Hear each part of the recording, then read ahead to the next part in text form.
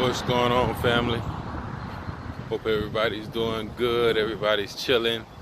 We are on the life path number 8. This life path number has the most ability out of all the life paths to make the most money, financial gain. These people are like,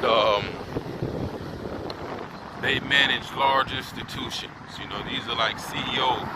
If your life path, if your numbers across your birthday, your month, day, and year, all that up, you add up and it comes to a number 8, you are one of these people who are like a straight boss, meant to be a boss, and you can generate a lot of income, but you're also reckless. You can become domineering, and the people that you're gonna hurt the most if you become like that are gonna be people close to you, family and friends. You do have a good way of discerning people, of making a good judge of character. That's great for you, and it helps you out in your quest. But another part about you is that you do have, you do have people who, it's hard for them to get on this, it's hard for you to show them what you see. You know, to show them the vision that you see. That's one thing about it. So these people also have to be careful with not giving up. They have to be resilient. We all have to be resilient. But this number 8 is going to have some financial downfalls in their life, but they can get it right back. They can get it right back. Spend a check and get it right back. Yo, so the number 8, are you a life path number 8? This life path number 8 has to, if they get divorced, it's going to cost them a lot of money. Very expensive divorces. It's number 8. Showing people who they are. They run big institutions. They're very resilient people. They have to be very resilient people as well. So that's the life path number 8. And soon I'm gonna be talking again about the ancestral altars and when to take food off the ancestral altar. I just came from a trip, but before I left on the trip, I knew I was gonna be gone for 2 days, 3 days. So you don't leave any food on your altar that's gonna be spoiled. You don't leave any stuff. I know your ancestors may like some greens and rice and chicken, but you don't leave that on there for 3 days. So leave a piece of fruit. So I left a mango, and this mango was like, I was like going to eat this mango.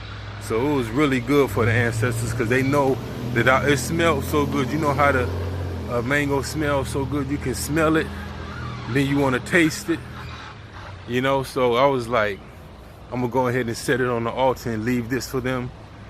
And when I put it on the altar and cleaned the altar and did that, when I was leaving from the altar, they wanted to hear some James Brown. So I was like, okay, Alexa, play James Brown on Pandora.